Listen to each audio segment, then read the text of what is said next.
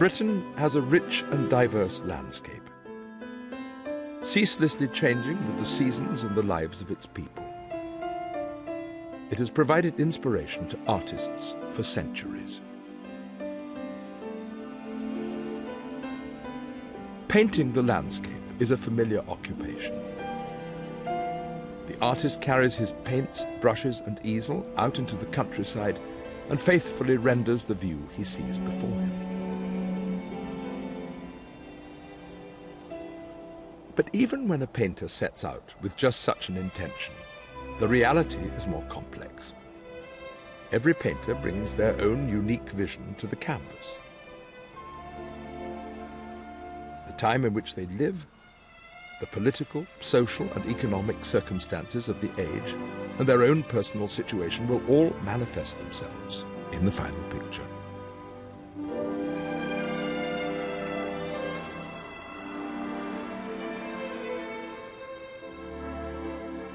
Landscape painting is a discipline in which British artists are acknowledged to have created some of the greatest work made anywhere in the world. But it was not born here. We imported, borrowed, and learned how to paint the landscape. In the process, we recorded the history of our country and its people, the value placed on its land, and the aesthetic and cultural worth of our vision of ourselves.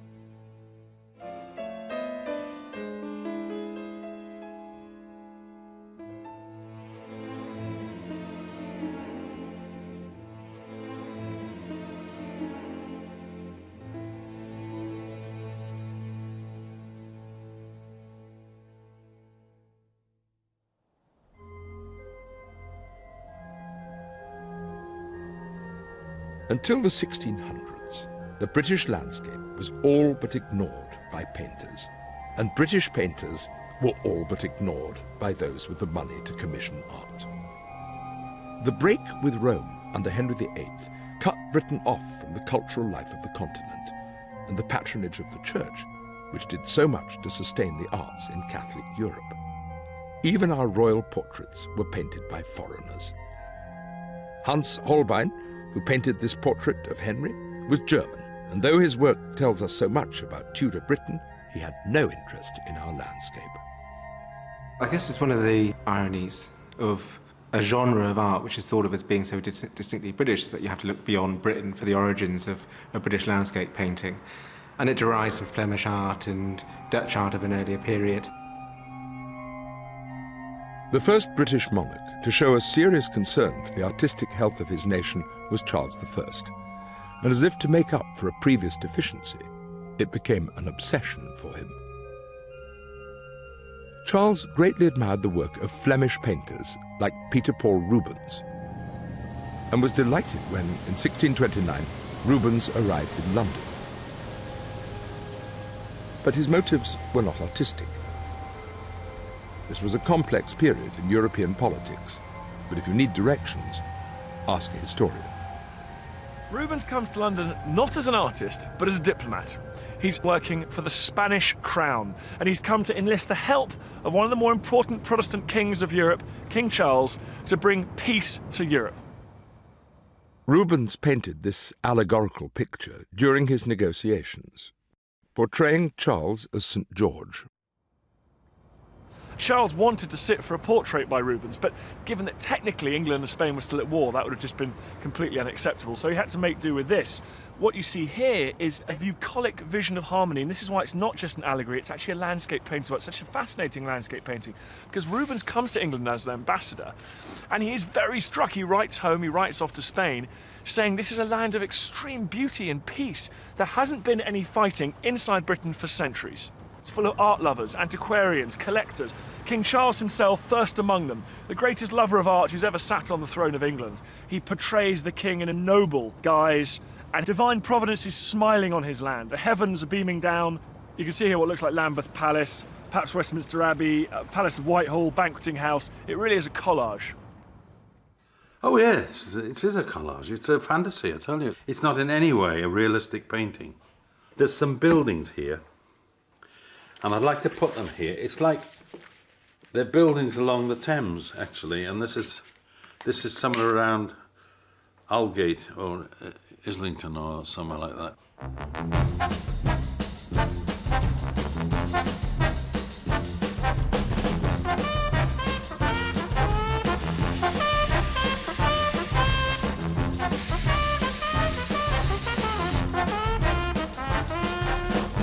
It's a beautiful landscape in the background there, and there's a Thames-like river running through it, which accentuates the depth in the picture.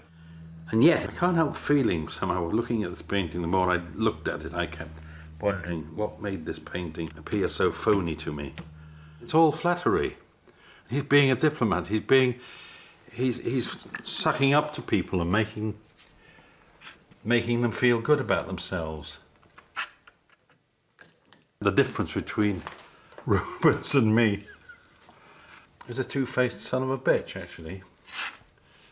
What I think Rubens did was to flatter Charles I. He wouldn't be doing what Private Eye were doing in the 60s, you know, what I was doing then in the 60s. What I'm trying to do is insult him. Today we'd really think about this as a political cartoon. As WikiLeaks has demonstrated, diplomats are rather candid in their reports back home. And indeed, Rubens makes all sorts of judgments about Charles that are absolutely fascinating to the historian. The great tragedy of this painting is it's a vision that never came to pass. And in fact, it contributed really to Charles's downfall. Charles made peace with Spain, but in doing so, he won the undying enmity of the vast majority of his subjects. The Englishman did not want this harmonious vision of a united Europe. No, clever bloke. I still don't really like him.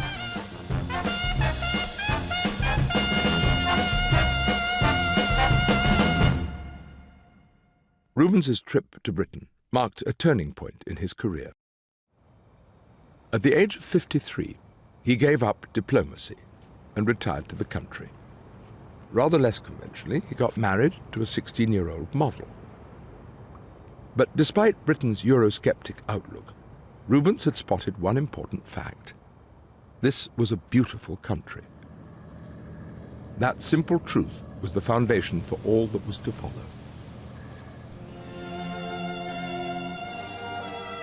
Charles, meanwhile, continued to focus rather more on art than on his increasingly resentful subjects, and soon found a replacement for Rubens.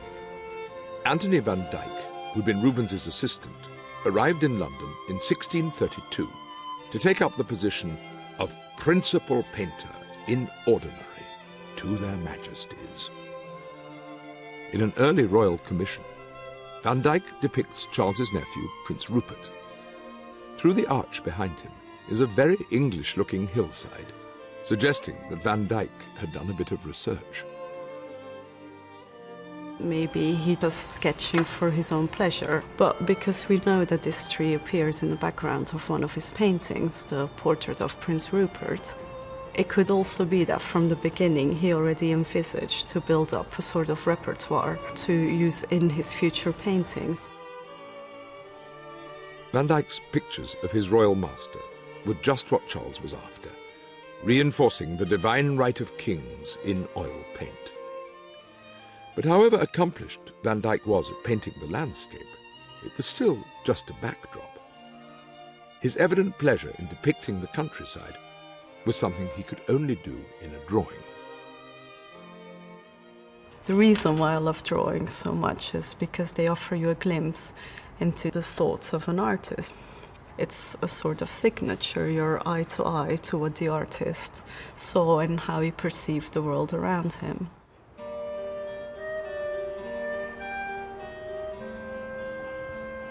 While Van Dyck's opportunities to paint the landscape were scarce, those of his British contemporaries were almost non-existent.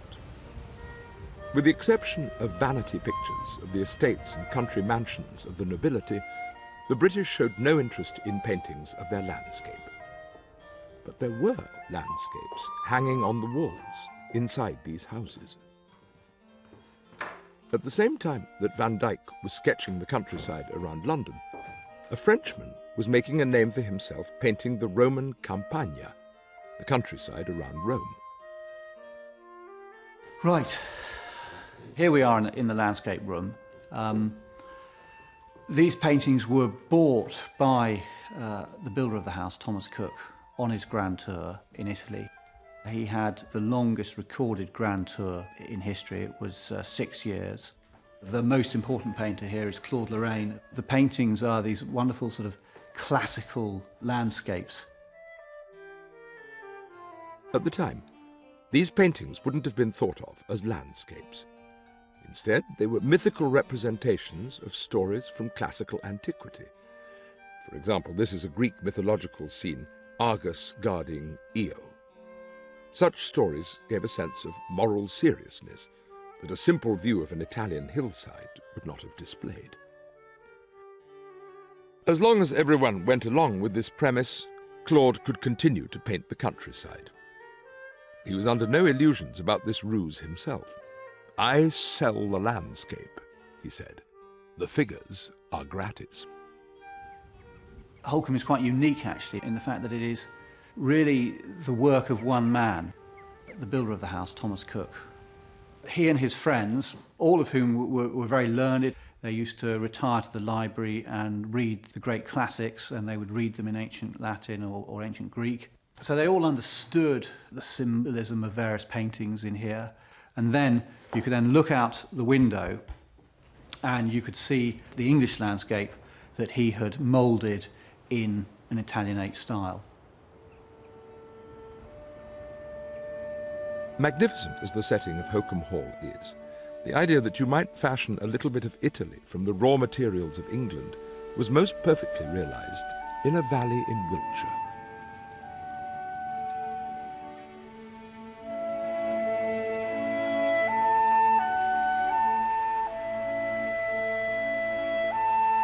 This is Stourhead, created by wealthy banker Henry Hoare after his visit to Italy.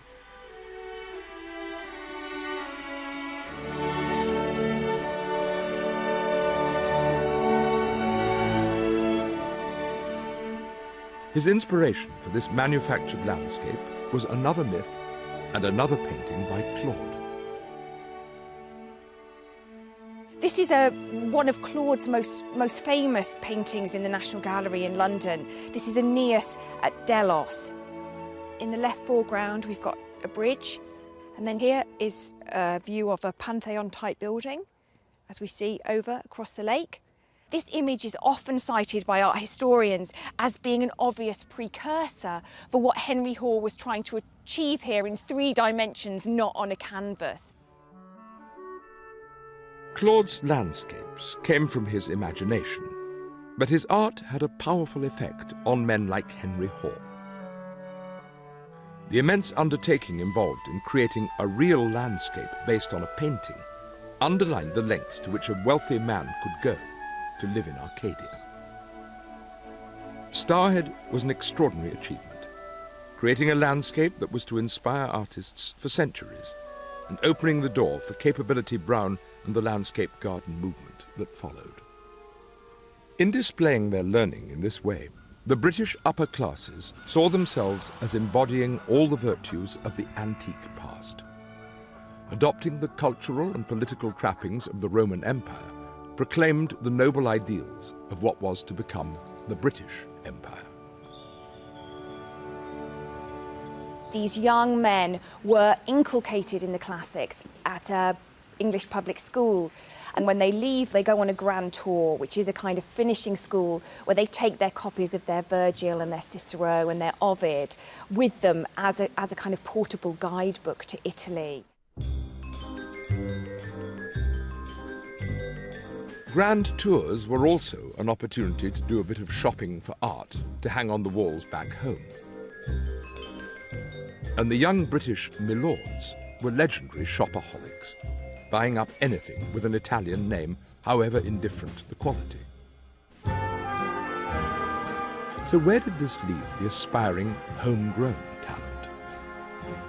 The artists had a more fragmented, opportunistic relationship with classical culture. Basically, It was incredibly difficult for some of them to even get to Italy. We know some of them were patronised by wealthy British aristocrats who actually pay for them to go. But often we know that it's much more of a social and economic struggle for them to get by. This landscape was painted by a British painter, George Lambert. He certainly knew what was required. All the elements that made Claude so successful are here. The soft Italian light and the classical ruins.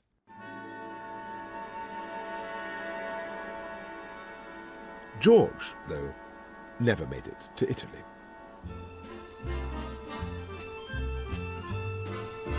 Lambert was not alone in his growing frustration with the status of British artists in their home market. Along with his great friend William Hogarth, he resented the preference for foreign painters and continental landscapes. In 1733, he painted this view of Box Hill in Surrey. It may be the first time a British artist painted a British landscape for its own sake. It was not just the background to a portrait. It showed no country mansion or estate. It was an accurate representation of a real place, and it still looks pretty much the same today.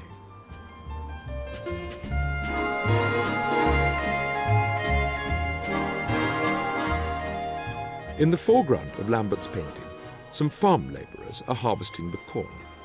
But today, in the same valley, they're harvesting grapes. In much the same way that English wine is still seen as something of a novelty in its home market, Hogarth and Lambert struggled in a British art market that still had a palate attuned to continental tastes. Richard Wilson, a well-connected Welshman, painted this view of Westminster Bridge under construction in 1744. The undoubted disadvantage of being Welsh and not Italian was brought home to him when Canaletto moved to London and painted the same scene. Wilson decided to make the journey in reverse and moved to Italy. Once in Rome, he began turning out Arcadian landscapes with all the hallmarks of a Claude. His relocation did the trick, and he became hugely popular with the same British aristocrats who had ignored him at home. After 7 years, Wilson returned to Britain, but he never quite got Italy out of his system, which was very evident in the pictures he made. I think Richard Wilson is being very clever, actually. I think he learnt a great deal when he was in Rome and took what he learnt about the classical idealisation of the landscape back to appeal to the British passion at the time for all things Italian. He's looking at the British landscape, but with that kind of Italian filter. This looks like as close as I'm going to get to perhaps where Richard Wilson would have painted this view from. Incredibly, actually, it's quite similar. I can recognise lots of the main motifs. There's the Holt Bridge, there's the hills in the distance. From this point, you can't actually see the church. And also, he seems to have exaggerated quite a lot for artistic purposes the rocky escarpment on the right-hand side. Interestingly, whereas Claude, I feel, has this kind of serenity about the sky, it feels like it's going to last forever. This is kind of slightly wild. It does have a real kind of British feel about it. The sky is incredibly similar. You've got this grey clouds all around, and here the grey clouds are enveloping the picture. There's just this little glimpse of this moment, this magical moment where you've got this light coming through and shining down on these three people. I've always been interested in Claude paintings, and I've recreated a number myself. I wanted to photograph the landscape around Britain today, but elevating it to the status of a Claudian, Arcadian vision. And that's exactly what Richard Wilson is doing. He's transposing Claude's ideals, but then he's making it with a landscape that people would recognise. I'm going to take some photographs now myself to try and construct my own view of the Holt Bridge and the surrounding area from the reality that I see here, but using my own artistic licence to capture what Wilson has captured here.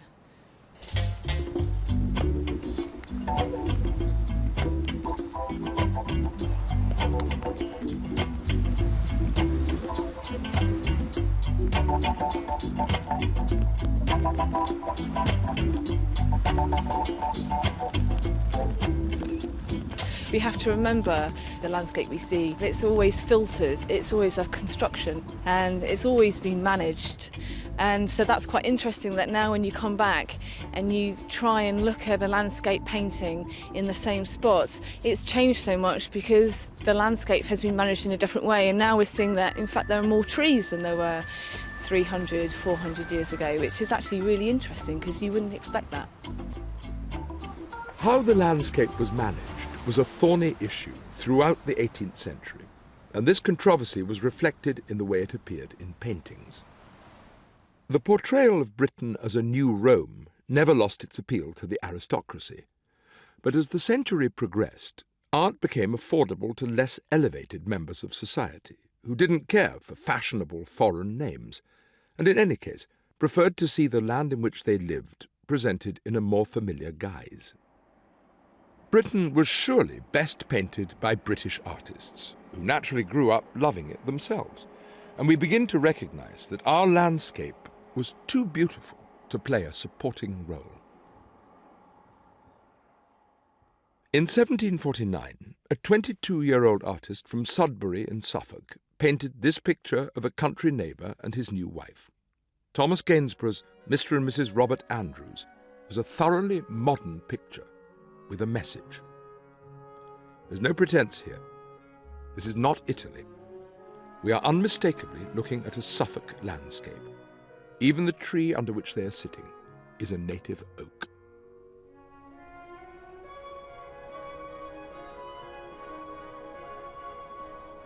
Well, what's wonderful about being here is that this tree is still growing. It's fantastic. It's now become one of these marvellous old veterans of which we've got a very large number in this country and which we ought to be very proud of. But I have to say that looking at this landscape, I'm rather amazed really, because I'd always thought that this was Gainsborough painting a real landscape, almost from the place where he'd put his easel, en plein air, so to speak. But it's actually all a bit different from that. I've just walked up that slope and it's much steeper than you might expect from the painting. And I think that what Mr. Andrews wanted to say was that here is a very up-to-date, newly enclosed farmed landscape. The old way of farming, the beasts wandered around and you couldn't develop a breed because really they shagged everything. But here you can breed to improve this strain of animals, and you can even see in the wheat field here that it's been drilled. The old way, you scattered seed broadcast like that. Now, with Jethro Tull's seed drill, you could sow it in lines. And that was much more efficient, made better use of the seed, you could hoe between it and so on and so forth. But it all looks to me very, very new. I think he's only just done it. And I think that this is the point of the landscape. I think that he's wanting to show off his new agricultural technology.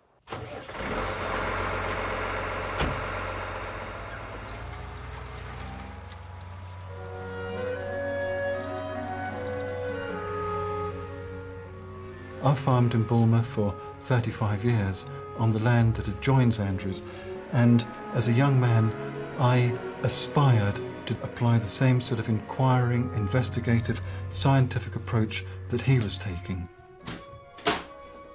One reason for me that the painting is so important is that it shows British agriculture at the time to be at the forefront of world farming. And Tolstoy in War and Peace refers to Count Nikolai being interested in English farming because English farming at the time was the best. Well, this in 1750 is really the start of our modern idea of the countryside.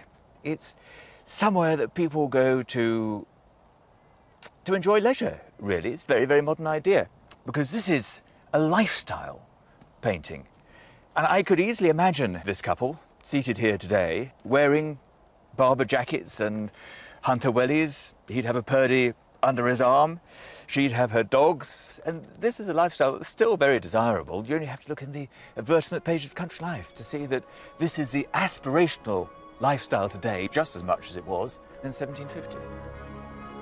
And I think even the way that he's standing, it seems to me he's a prosperous, comfortable chap. He's had a lot of good luck in life, I think, probably, and I could imagine him being in the Tory cabinet today. Despite devoting over half of the picture to the Suffolk landscape, Mr. and Mrs. Andrews is still a portrait.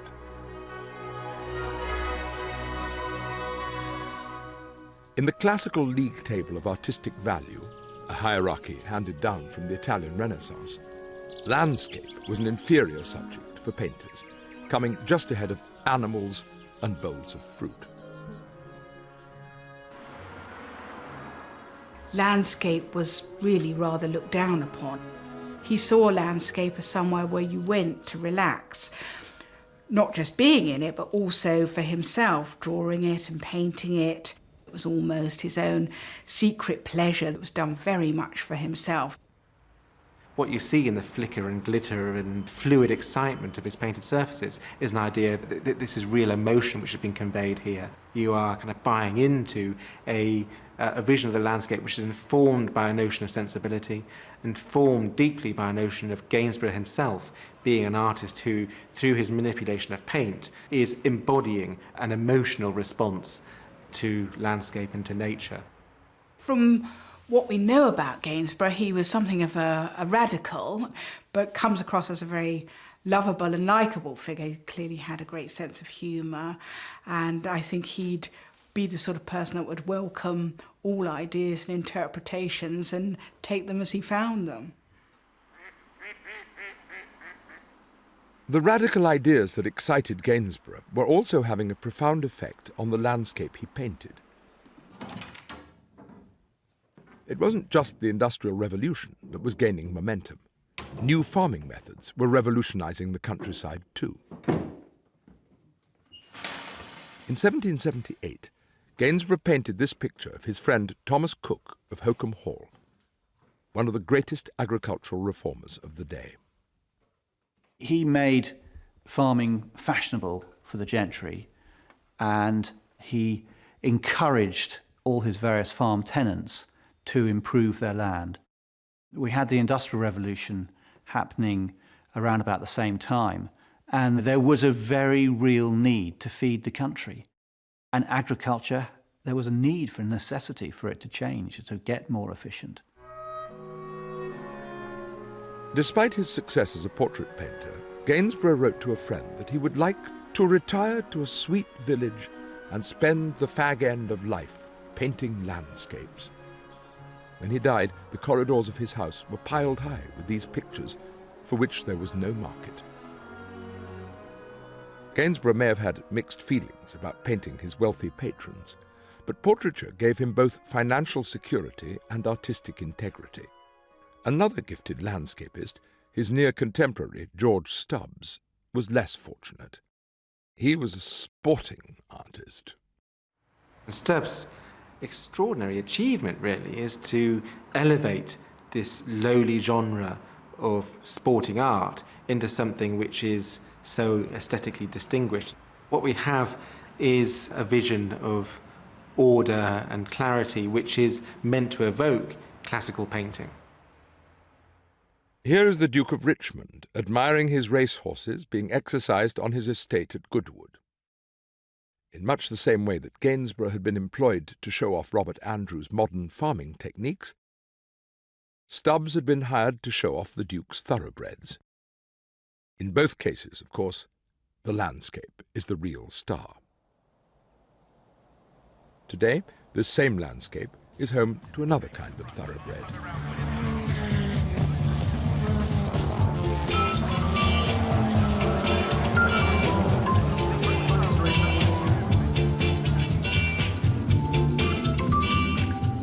More than any other factor, it has been the sporting enthusiasms of its various owners that has shaped the landscape of the Goodwood estate. It's fascinating looking at the Stubbses and seeing how little the landscape has changed. I mean, that's exactly where the golf course is now, that Stubbs painting, that's where they were shooting then. I mean, shooting's played a major part in the British landscape. The fact there's been shooting here for 300 years, that's really preserved the landscape and the woodland and helped to develop it in a very, very positive way. It overlooks the sea, the cathedral's still there. I mean, it's changed very, very little. We've got horse racing in 1801, the cricket way back in 1727, the motor racing in 1948. They've all just grown out of an enthusiasm to become part of the British summer. And in that sense, I think that they enhanced the landscape and they've become part of it in their own way.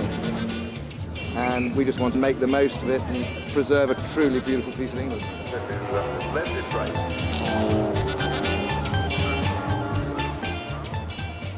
Stubbs was not a man to do things by halves. In order to paint horses better than anyone else ever had, he rented a remote farmhouse in Lincolnshire, and with the aid of Mrs. Stubbs, spent 18 months cutting them up to see what they were made of.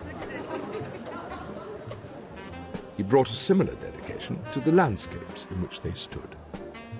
145? £7 million for this lot? £7 million to start it. The package was irresistible. That's £7,500,000.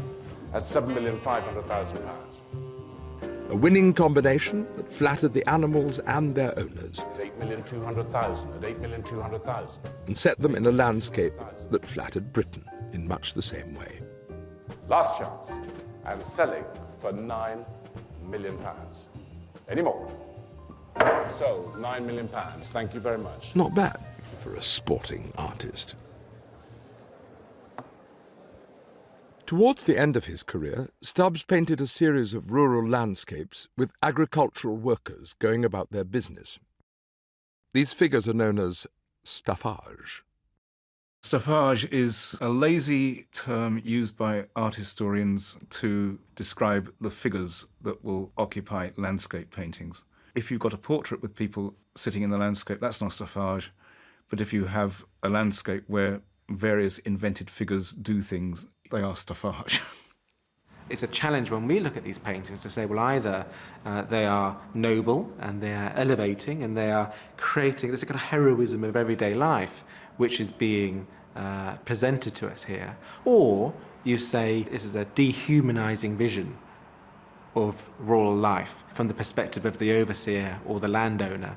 And I'm not sure myself quite where Stubbs sits. Stubbs' rural labourers appear to be contented, clean and well-dressed, just as the British ruling classes like to imagine them. But the dubious honesty of this portrayal became even more politicised in 1789, when matters took a dramatic turn in France. When the French Revolution happens, of course, there's widespread panic because the British proletariat might pick up on some of the ideas that are being articulated across the Channel and behave in a similar way. Stubbs has offered an extraordinary vision of the agricultural scene because the corn isn't full of weeds or poppies. The labourers don't get dirty. They don't even break sweat. They've already got everything that the French are revolting for. These labourers may have had other reasons to harbour dark thoughts of revolution. For some, the improvements in farming had come at a high price. Throughout the 18th century, the Enclosure Acts had changed the face of the British landscape. Ancient common lands, where grazing rights were shared, were enclosed, and absolute property rights were enforced by the landowners.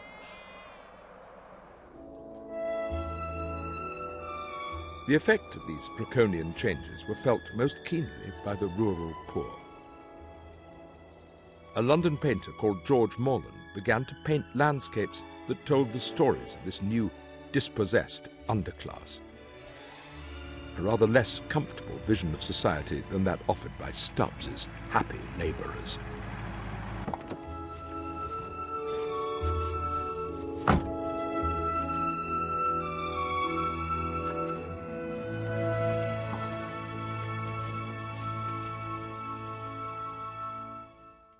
Ferreting, the subject of this picture from 1792, was no simple country pastime.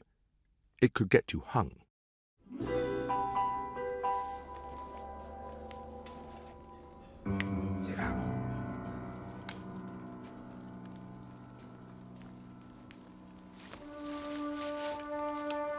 The mechanics of how people go ferreting man, dog, ferret working in harmony to catch these rabbits is timeless. But there will always be people who have permission and people who don't have permission. Of having this little dog to tell me where the rabbits are, it makes my life a lot more easier. As I'm putting the nets down, you'll see she'll go around the warrens and she'll distinctively mark where the occupied warrens are. And that's the beauty of having a good lurcher as a ferreting dog. Back then, the ferret would have been not transported around in a box like today. There'd be little pockets sewn into the jackets so they could keep the ferret in there so they could walk through the town or the village and nobody knew what they're up to.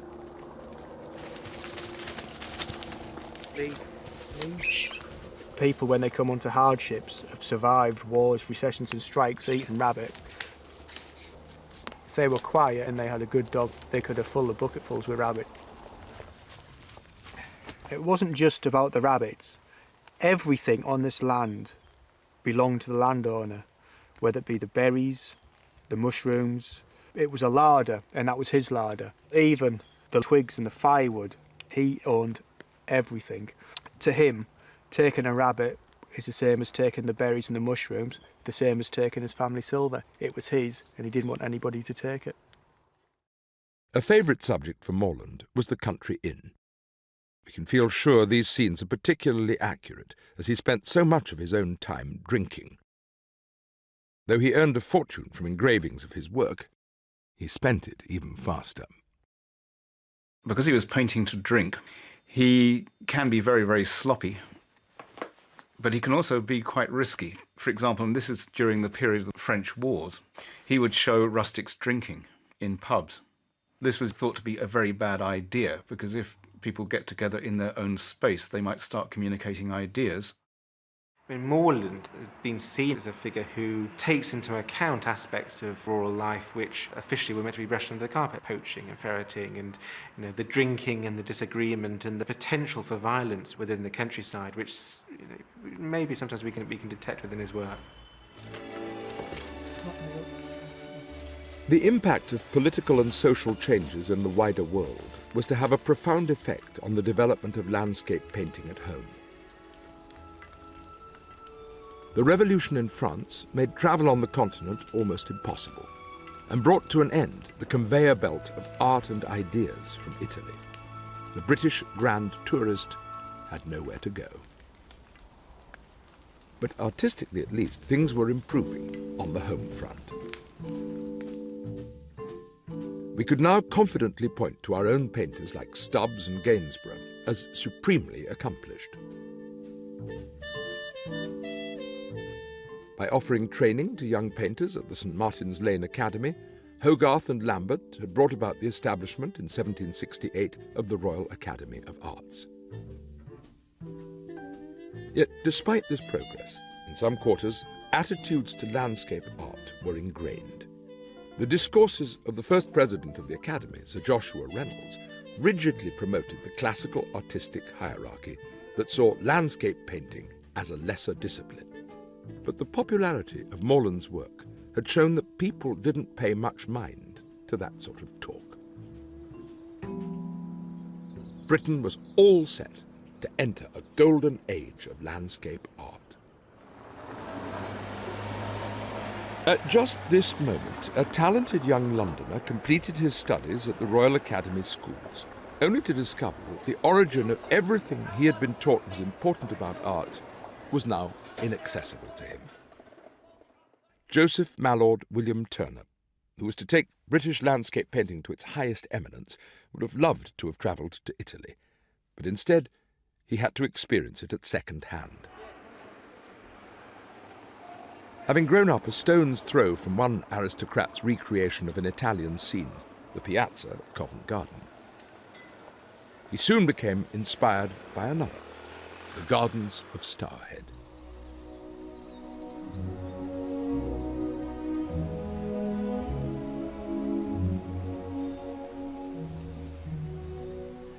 Stourhead was by now the property of Richard Colt Hall, the grandson of its creator, Henry Hall.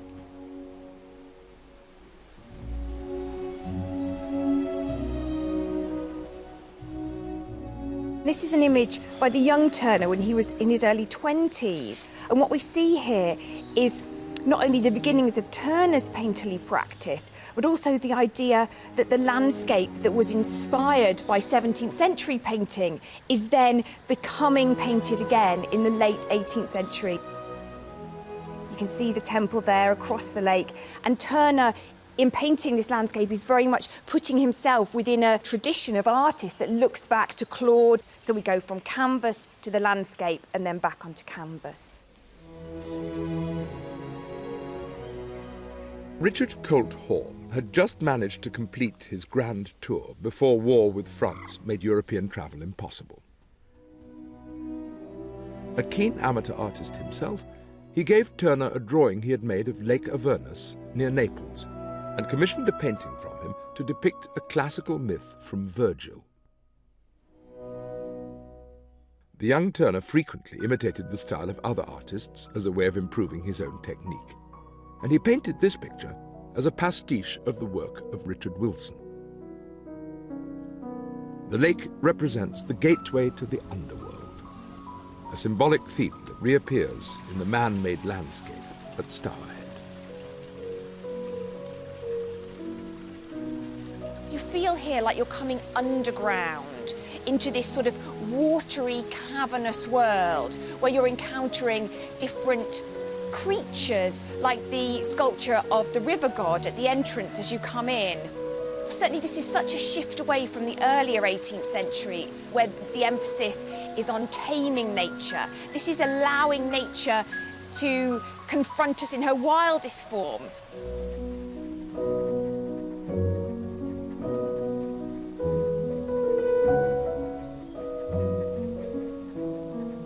This new aesthetic ideal, which gained favour as we gained artistic confidence, was that of a picturesque beauty.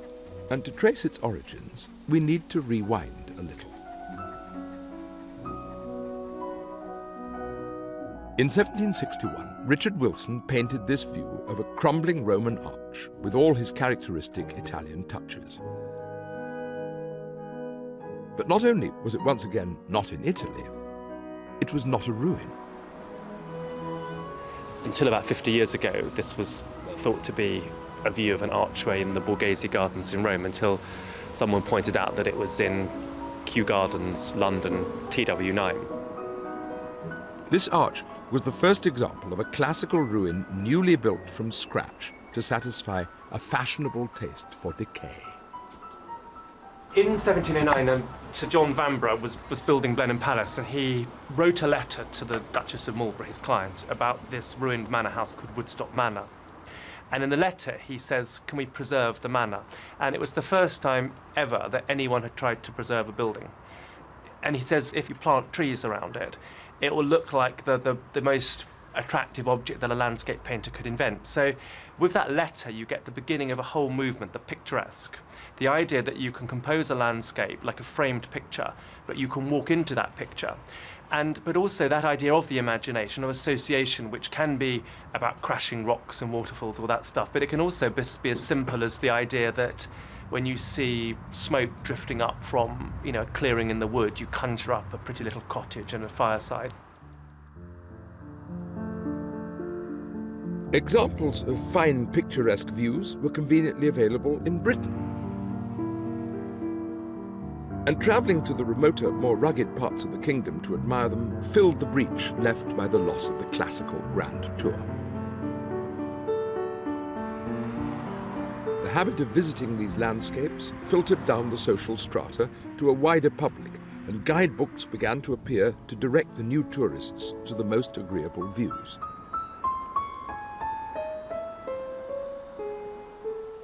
The location that best exemplified the picturesque idea was the Wye Valley, and Tintern Abbey in particular. Turner painted Tintern in 1794, but he was a Johnny-come-lately.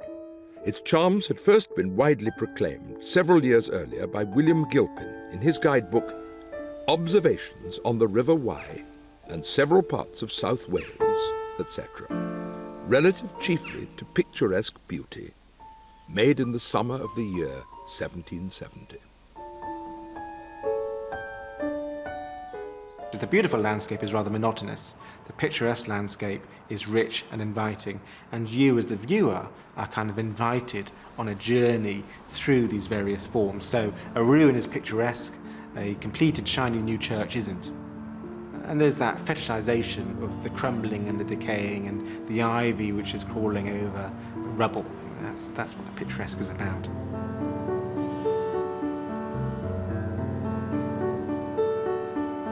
The pursuit of ever more dramatic light effects was another feature of picturesque landscapes. In this, Turner excelled. He was an avid recorder of sunrise and sunset, always looking for a sense of shock and awe in natural phenomena.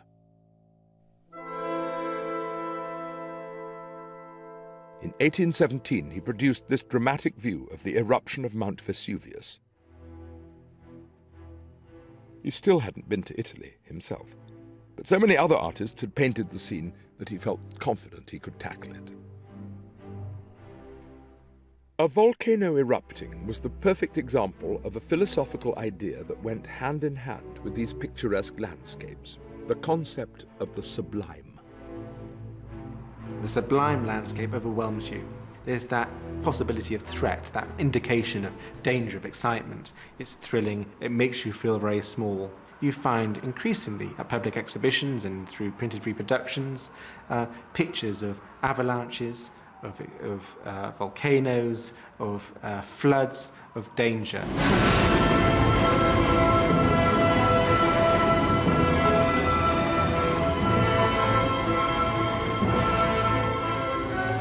In the absence of British volcanoes to provide this magical combination of beauty and danger, painters discovered a similar visual feast closer to home in the furnaces of the Industrial Revolution.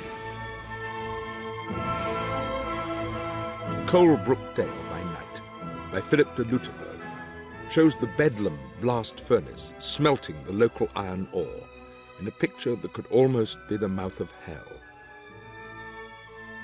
The process continues today on a more modest scale, just up the valley from the original site at Blists Hill, Victorian town. Ironwork in general, the danger side of it, has always been known. Injuries would have occurred on a regular basis, burns, and you'd have to have been strong physically to get through this sort of trade. This picture obviously goes back to where iron first started, so this was all quite new, and people coming in and seeing the sky change colour would have been quite exciting to see what was going on.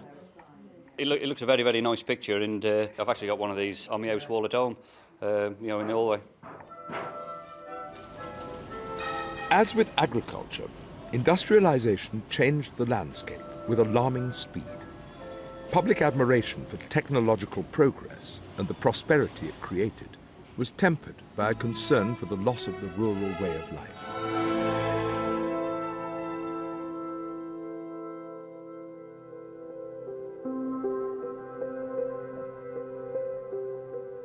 In a remote Suffolk village, the young son of the local miller was painting the landscape in which he had grown up, showing no hint of this threat.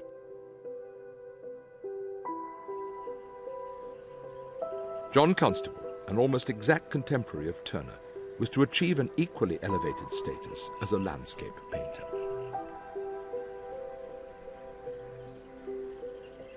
There's a sort of mystery about why on earth John Constable wanted to be a painter, because there were, of course, no public galleries at the time when he formed this ambition. What he says about it is, these places made me a painter, and I suppose we have to believe that it was actually this landscape around East Berghold which made him want to be a painter. The peak of Constable's achievement comes from 1818, 1819. You get a series of tremendously powerful landscapes. They were all painted out of perhaps 200 or 300 yards of towpath. 6 stonking, wonderful pictures, of which the Haywain is the best known. In general, it has changed remarkably little over the last 189 years. A few details have changed. Willie Lott's cottage over there has lost an outbuilding. The water's a little higher. The trees are different, but basically it's exactly the same place. And actually, the remarkable thing about this picture is the immense effort that Constable made to make it accurate.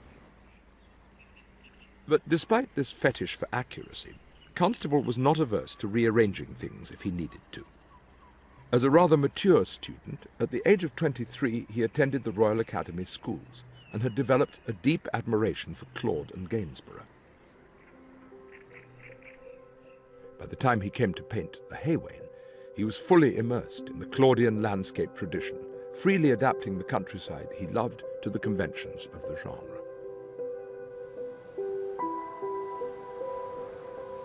The actual ordnance survey type topography that you could perhaps depict in an illusory way through photography has no interest to me.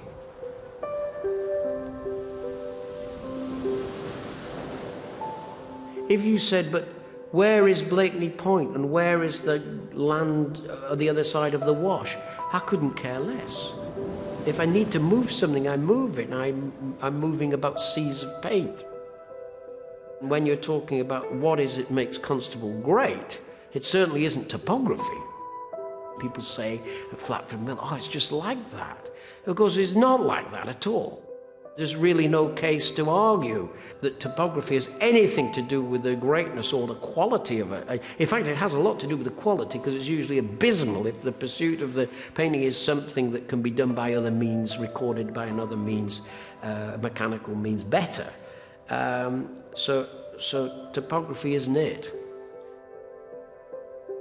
I think Constable was a revolutionary painter trying to make from very, very humble subjects a sublime art form. But what we like to look at, because we are a rhetorical nation, is a more sentimental, a more nostalgic way of looking at the world. And why the coach trips go on to this day is because Constable has a position almost in the English psyche as representing a golden age, a better time.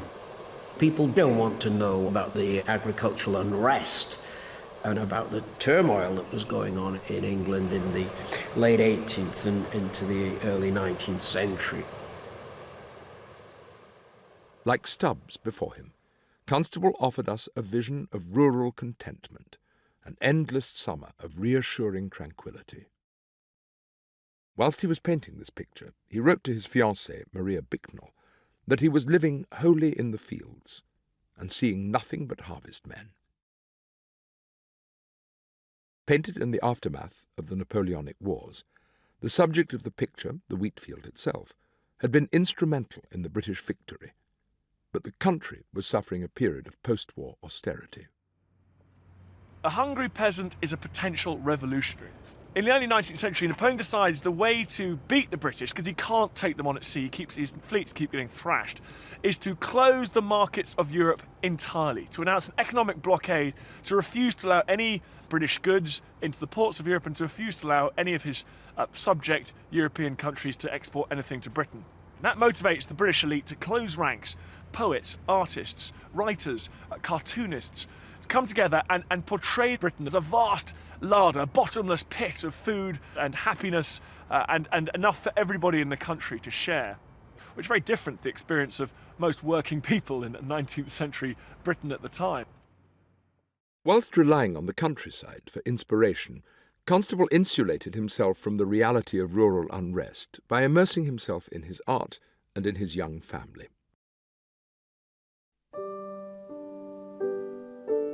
Constable married Maria in 1816, and they visited Brighton on their honeymoon. They returned to live there in the 1820s, as it was thought the sea air would be beneficial for the health of his wife. His affection for the town was clouded by its new popularity as a resort for fashionable Londoners, a change that was swamping its original character and competing with its fishing industry.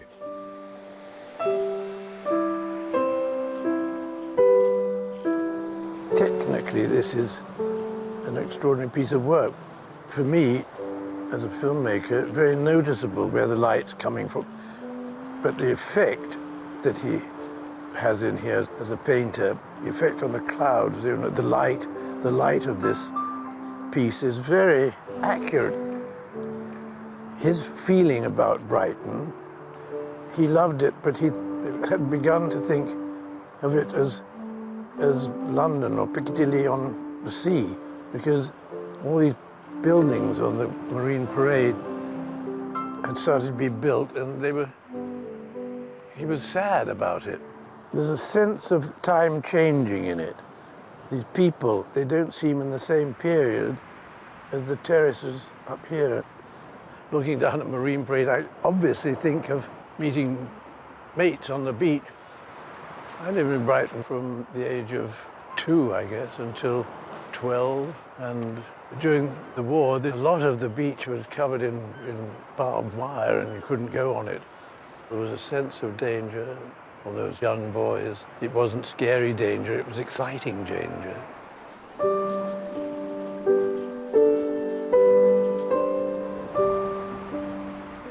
At the time of this picture, his wife was very ill. Brighton was thought of as a spa town at one time. You know, come take the waters at Brighton, the sea and the salt. So that this has a sense of sadness about it. It also probably added to his sense of sadness, the fact that his wife was very ill and they came to the spa, and I don't think it helped that much. In 1828, Maria died of tuberculosis, leaving Constable with 7 children to raise. But even this tragedy did not lead him to question his vocation as a landscape painter.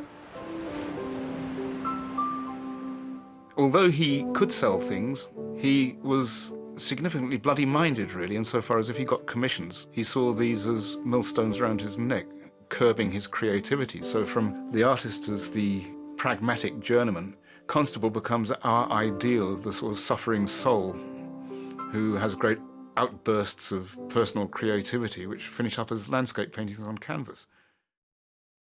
In the early years of the 19th century, Britain suddenly found herself with 2 powerful but contrasting visions of her landscape. The paintings of John Constable and William Turner were the stars of the Royal Academy shows. But they were as different in temperament as they were in artistic technique. The difference is really a simple one of Constable being totally immersed in England and Turner being completely immersed in the world, the known world. So in real terms, Constable stayed in England all his life, whereas Turner toured Europe. And if there'd been things such as flight, Turner would have done the world without a doubt. 1819 was Turner's year. He finally made his much-postponed journey to Italy. And the pictures he makes on this trip are the foundation of his reputation. Even after nearly 30 years of anticipation, Italy surpassed his expectations. Painting mainly in watercolour, he worked like a man possessed. It was as if Venice had spent 1,000 years preparing for Turner to show up. He caught perfectly the evanescent light, the heat and shimmer of a vaporous sun gently reflected on the water, and the almost intangible architecture. The techniques he perfected here would reverberate through the rest of his career. You have a sense in Turner of an expanded worldview. He travelled extensively. His art ranges in its effects and in its styles a great deal. You can see Turner sort of poised between an old world and a modern world in that respect, but being driven at the same time by the ambitions and the commercial enterprise that were very much part and parcel of being an artist in the 19th century. In 1837, his great rival, John Constable, died. His picturesque landscapes never really lost their appeal. The British art buyer never stopped wanting paintings that stirred emotion, that invited us, like Alice, to step through the glass into the picture. But Turner was just getting into his stride. His late style, an idiosyncratic development of the pictures he made on that first trip to Italy, is still revolutionary today. This picture from 1844 was thought to show a view of Venice, until, being prepared for an exhibition in 2003, it became clear his inspiration was Portsmouth. A year later, he made this picture, Norham Castle, Sunrise. A lot of the pictures which look most radical, most like Impressionism or Rothko or 20th century abstraction, are actually unfinished pictures which were left in his studio. But the unfinished appearance of these late paintings may not be that unrepresentative of the way he was heading. Turner died in 1851, proclaiming that the sun is God. His death was an emphatic full stop in a chapter that had seen Britain establish herself at the forefront of landscape painting. Queen Victoria was now on the throne, and Turner's inventiveness was inspiring a new generation to take his ideas in unpredictable directions. If he were looking down from heaven, he was in for a bit of a surprise. It's very interesting to think what the Victorian public might have thought if confronted by a great late Turner, very much about an impression of light in vapour, and then moving swiftly on and seeing the incredible, mind-boggling detail and the garish, strident colours of this Holman Hunt must have been an enormous shock. Well now, here we are. I think we are a little bit below where Hunt was by the looks of it, but where Hunt was, Lover's Seat, seems to have fallen into the sea pretty well. I think what's extraordinary about this painting and pre-Raphaelite paintings generally is the spirit of inquiry. I mean, Hunt would have been fascinated by the geology of this place and the botany, the flora and the fauna. I very much doubt there's much studio time on this painting. It's all out of doors.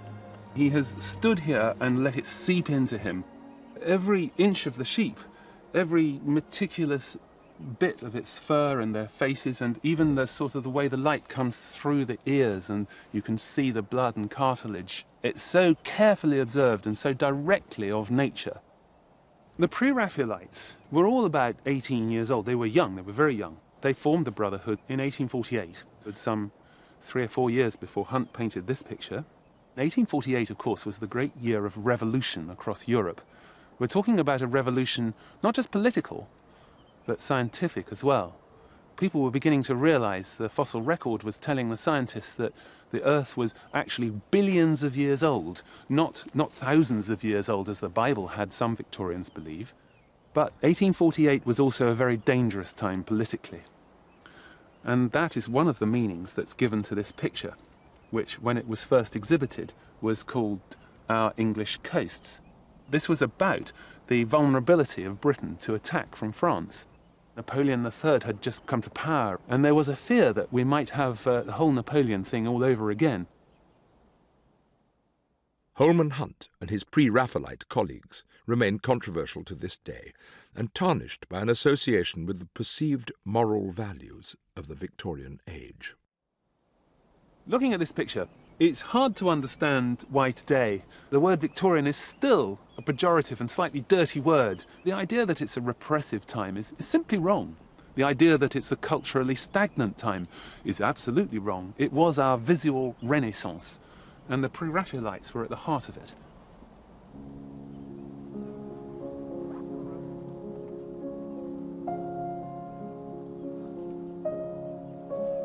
The hyperrealism of the pre-Raphaelites became the house style in Victorian Britain.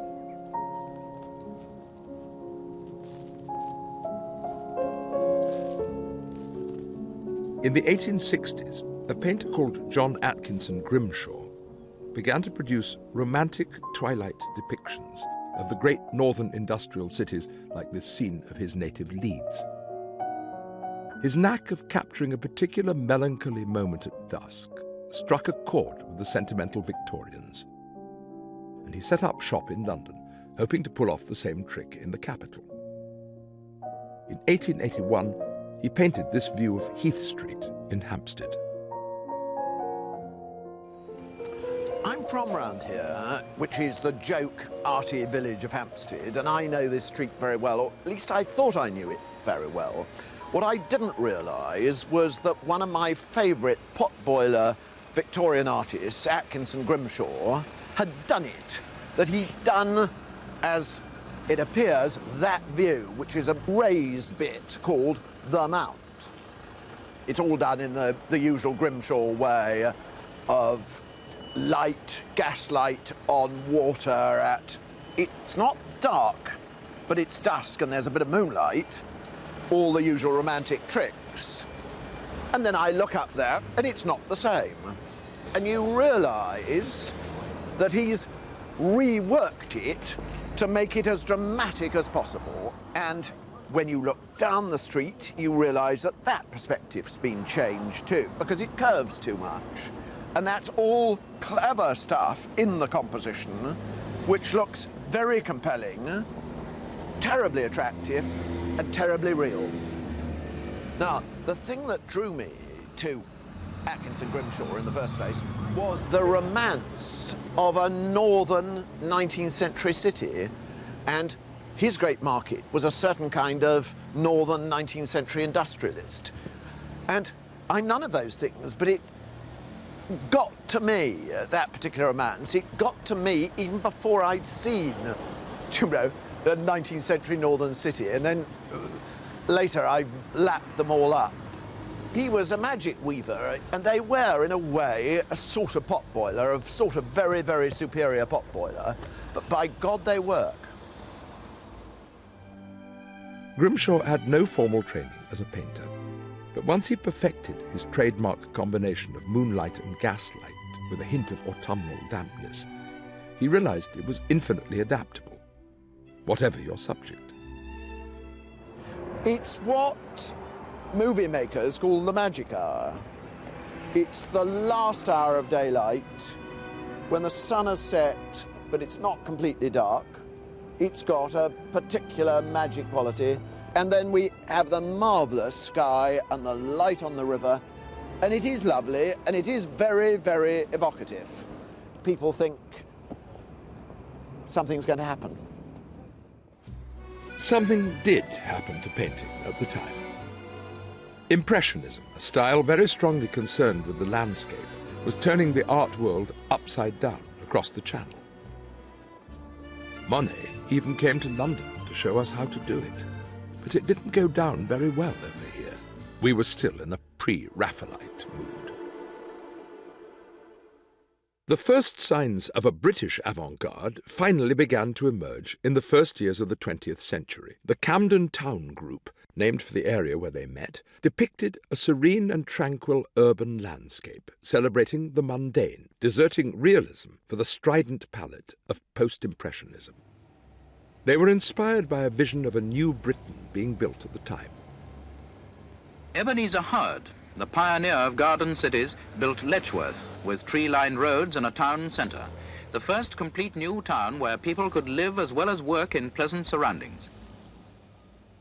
The admiration which these new towns evoked is unmistakable in this view of Letchworth by Spencer Gore. This was absolute utopia. The suburbs were the brave new world. People say, you know, that the Camden Town Group found delight in the mundane, but this wasn't mundane. Absolutely not. This was totally and utterly aspirational. In the same way that living in a loft apartment for a city dweller now might be seen as aspirational. I mean, when you look at southern middle-class Letchworth, it looks beautiful, and it was seen as a wonderfully spacious place to move to. It's still classed by many as a dream. I mean, you've got to imagine that, you know, people have been living in a city that's got back-to-back housing, and then suddenly you can live in housing like that. Well, who wouldn't want to? This is still classed by many as a wonderful place to live.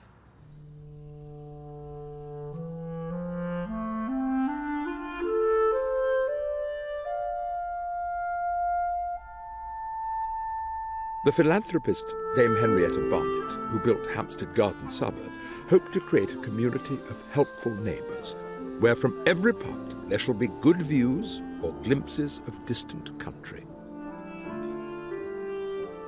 I grew up in the Hampstead Garden Suburb with a father who was an academic who specialised in urban planning and who was involved in the Garden City movement himself and the planning of the Green Belt.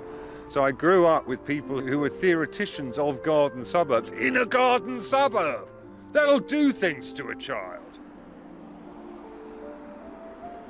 Dame Henrietta's goal was a socially diverse community with homes for all income levels. Would offer working people the opportunity of taking a cottage with a garden within a twopenny fare of central London. William Ratcliffe, a founder member of the Camden Town Group, was an enthusiastic resident. I mean, there were other kind of utopian aspects to this, if not exactly socialist, at any rate socialistic, such as there being kind of no pubs. We've got to remember the importance of the temperance movement at the end of the 19th century, and no shops, no commercial activity at all. By the Second World War, if not before, that dream of a socially mixed community had completely gone. You know, and you've got to bear in mind, these houses, even these modest artisans' houses, are now probably £1 million a pop. I grew up beyond the North Circular in the kind of annex of the Hampstead Garden suburbs. So to me, and this is what I find so enjoyable and evocative about this painting and being here again, to me this area was a kind of, you know, bourgeois Valhalla or kind of Elysian field, being slightly plusher than we were. So I think that's all captured rather well. It looks like the kind of middle-class city on the hill. It's infused with a kind of honeyed conception of what suburban living might be like. This view is a kind of impossibilist view, painted from about 40 feet up from a tower that was attached to the kind of clubhouse, the suburban clubhouse. That must have been a fun venue. That William Ratcliffe stood on to get this view of, I suppose, the future of a kind of rationally and beautifully planned urban scape. And perhaps it's somewhat ironic that the tower was bombed in the Second War and that this view isn't really possible anymore. Another urban scene that has all but disappeared today was being painted by a young student at the Salford School of Art in the 1920s. L.S. Lowry's pictures of the dark satanic mills of his hometown were a powerfully authentic vision of a vanishing way of life. Lowry was always seen in the 60s and 70s as something rather quaint and outre and northern. There are elements of Lowry which are, first of all, the social documents. I was looking at some old films on the cotton towns made in the 50s and 60s about the end of the cotton industry in Lancashire. And they were extraordinarily accurate paintings in feeling, not the topography, that Lowry had conjured up. He was a very sophisticated artist. It is not primitive matchstick men in quaint little hovels that the workers are all living in. It was a very, very subtle and sophisticated sensibility. Lowry was a contradictory figure. His idiosyncratic works sold well throughout his career, but he never gave up his job as a rent collector, retiring on his 65th birthday. His effective simplification of the urban landscape went hand in hand with the love of the photorealism of the pre-Raphaelite Brotherhood. I suppose being a northerner, Lowry has always resonated. This particular one was on my nan's wall. You know, when I go running along a canal in a town like Burnley or somewhere, and you go and you see buildings like this that are still unrenovated, there's this thing of beauty, of opportunity, and of almost sadness of where you see an industrial town that's fallen on more difficult times.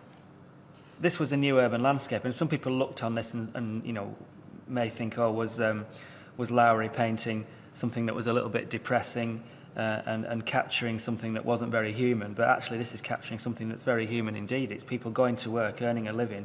They've all got a spring in their step because it was pretty exciting having a job, number one. It's a completely celebratory landscape to me.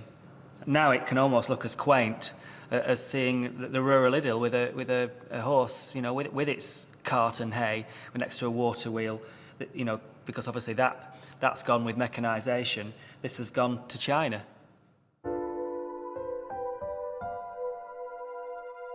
Another unlikely teenage fan of the pre-Raphaelites was Paul Nash. A Londoner from a comfortable middle-class family, the First World War had brought an abrupt end to his studies. Working as an official war artist, he survived the trenches and emerged having forged his own unique style and achieved national recognition. He managed to combine an enthusiasm for modernism with a love of the countryside and a dark, romantic and mystical notion of Britain's ancient past. He painted this chalk cross cut into a Chiltern hillside in 1931. The fact that nothing is known about its creation or purpose was just the sort of thing that appealed to Nash.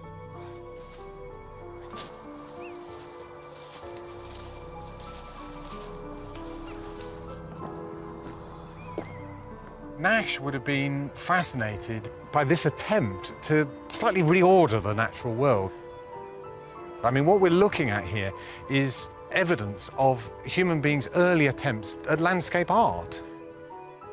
I noticed absolutely immediately that the cliff up there is slightly curved, whereas Nash has gone absolutely out of his way to make it as sharp-edged as possible, which gives an artificiality to his painting, and it's an attempt by him to distance himself from the empirical reality by turning up the unease and the edginess within his painting. Nash's physical frailty bred in him a preoccupation with mortality. Convalescing in Oxford after an asthma attack that nearly killed him, he painted the view looking across the flat landscape towards a pair of squat hills surmounted by ancient groves of trees that had become iconic in his work, the Wittenham clumps. Well, this is the landscape of the vernal equinox, painted using binoculars to see a view that he wasn't any longer able to get to. The extraordinary and very effective consequence of that technique is this flattening of the picture plane, so that things that are actually really were quite close to the artist appear almost on the same plane as the hills that were 15 miles away.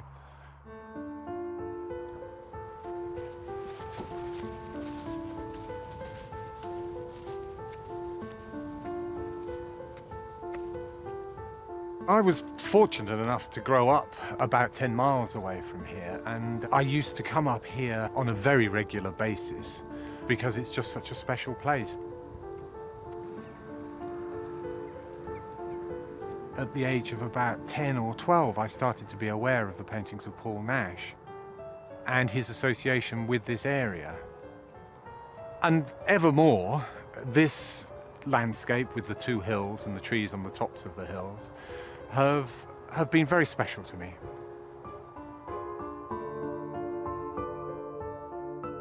He had an extraordinary ability to bring together and create his own visual language. He was a modernist, but a mystic. He could reconcile abstraction and surrealism, and he was the most international of artists, producing the most English of pictures.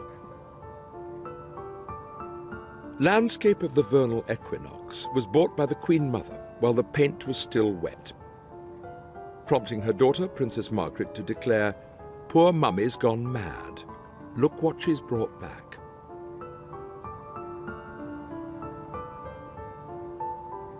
Now, the vernal equinox is that point in the spring when the hours of daylight and the hours of nighttime are exactly equal. The painting is divided into these two facets, these two basic halves. On the right-hand side, we have elements representing rationality, and the left-hand side is the mystical side. It's interesting to talk about this picture in this sort of analytical kind of way, but it's also very dangerous, because what I thoroughly enjoy about this painting is some strange mystical realm that it creates, which defies easy rational explanation. It puts these elements in before you, and then it's up to you to make of them what you can. Paul Nash was of that unlucky generation who were of an age to serve in both world wars. once again being called up in 1939.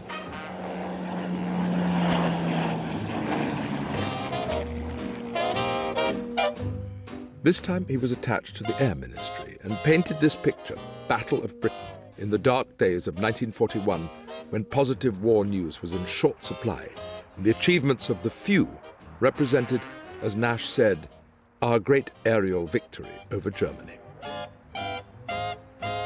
Sky with a battle in it is quite a strange idea. It really does take me back to cycling up to the Downs and seeing a dogfight of these airplanes. I might easily have seen this battle, this moment of air warfare. I could have easily been here. Maybe I was. A couple of times I saw one break away and leaving its vapor trail, go spiraling down, bang into the sea. It's over very quickly too. That's the curious thing. I mean, that's something that is quite true. The vapor trails stay, but the actual battle lasts minutes, a few minutes.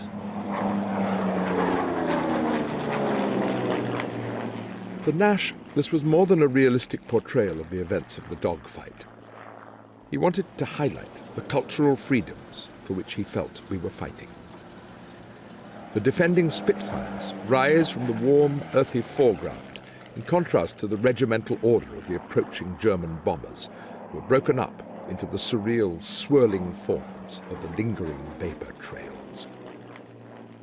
The power of it is in the power is in that section of it, that section of the sky littered with a battle. It was real, but amazing.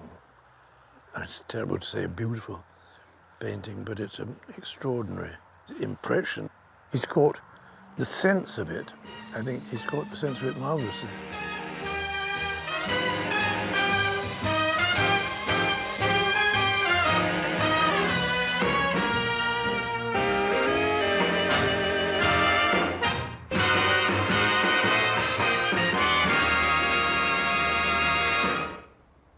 Whilst war artists were felt to stir our patriotic sensibilities in an intangible way, there was also a more direct appeal for the war effort.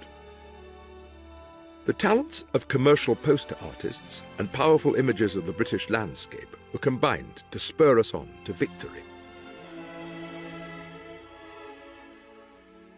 The most enduring of these was a series painted by a prolific draftsman from Bradford, Frank Newbold. Your Britain, fight for it now. In the Second World War, we see exactly what we see in the Napoleonic period, but rather than Turner and Constable, we have the patriotic posters, Your Britain, fight for it now. The desperate attempt to use the British landscape to motivate people, whether they be in shell factories or fighting in the Western Desert against the Germans, to mobilise themselves to protect this vision of Britain from foreign aggression. If you love the South Downs, go and kill Germans. And what struck me as so strange about the use of bucolic imagery in the Second World War propaganda is that most of the soldiers are teenage kids from urban Glasgow, Manchester, Liverpool. They've never been to the South Downs, and yet there's something embedded, apparently, in the British character that responds to those images of landscape. Newbold's travel posters were strikingly effective at capturing a scene in simple blocks of bold colour, like this view of Bridlington. Today, the resort is home to David Hockney. Bigger Trees Near Water, painted in the surrounding Yorkshire wolds, is made of 50 separate canvases, measuring 40 feet across. Seen in the context of landscape painting history, it's probably the largest painting ever painted entirely outside. He used digital photography to keep track all the time of what he was doing so that he could relate each painting as he was painting it to the ones on either side. I'm interested in picture making technology, is really what I'm keen on, and react to it quickly. I began drawing on an iPhone, and you began as a novelty, and it's a great drawing instrument, marvellous range of marks if you get into it, It's just something in your pocket. You can always bring it out and do a little sketch. There's no mess. No, you don't need a glass of water. You don't have to clean up. The other great new thing in it is the distribution of the image. That is profoundly new. I could make a drawing of the sunrise at 6 a.m. and at 7 a.m. send it out to 20 people. If I'd just had a pencil and paper by my bedside, the sunrise wouldn't be that interesting. I suppose one of the magic things about them is that drawing as it exists on my iPhone is pretty well precisely the same as on his iPhone, so you could say it's the original, or you could say it undermines the whole idea of an original work of art. But whatever route technology takes us down in the future, the fundamental issues of representing our landscape as art haven't changed much since Richard Wilson painted Holt Bridge. I've had a go reconstructing Wilson's view, and he really has exaggerated the elements. The key motifs are there, but the rocky outcrop is so much smaller in reality. So I've had to scale it up, probably 10, 15-fold. It's just more grandiose, I think, in his interpretation. What landscape artists like Richard Wilson and Claude Lorraine are trying to do are capture this Arcadian, beautiful landscape, that perfect summer afternoon that looks as if it has existed forever. And that's when an artist is at its best, when he makes that perfect moment for us that we could never see in reality. British landscape painting has come a long way in 4 centuries, from disdain to deep respect, and we cherish these images as we cherish the landscape that inspired them. Artists bring an agenda to the picture, and they bring themselves, and they bring their history, and they bring their hopes and fears, and that's what either makes the painting very, very interesting or not. My paintings that we've got the show opening here tonight are pretty transparently about an age of uncertainty. It's pretty overt that they're not the paintings of a period when people are at peace with themselves, particularly. They're paintings of the earth disappearing underneath houses and trees and wartime structures. You know, landscape art will always represent the way that people live. It always has done so. You know, we'll continue to paint the countryside, we'll continue to paint the city, we'll continue to paint the suburb. It's a way of commenting on the lives that we lead.